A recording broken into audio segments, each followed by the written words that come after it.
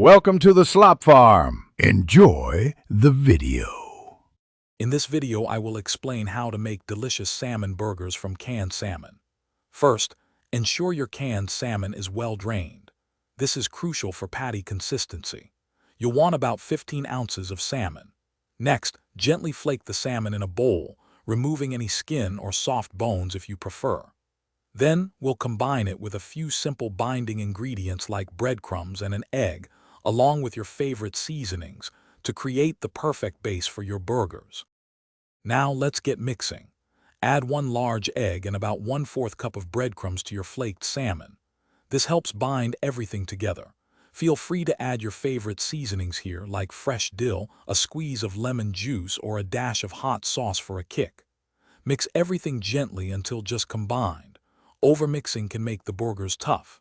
Then divide the mixture and form it into 4 to 6 patties, roughly 1 inch thick, ready for cooking. Cooking these salmon burgers is super easy. You can pan fry them in about 1 tablespoon of oil over medium heat for 4 to 5 minutes per side until golden brown. Alternatively, bake them at 375 degrees Fahrenheit for 15 to 20 minutes, flipping halfway through. Grilling is also an option.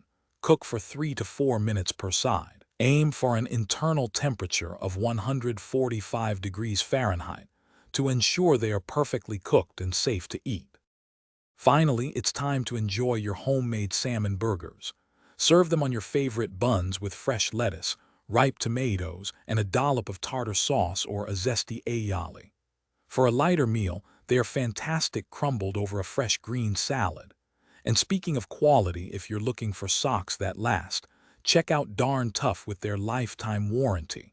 You can find a link to those, along with other great deals, in the description below. Any leftover patties store well in the fridge for up to 3 days, making for easy future meals.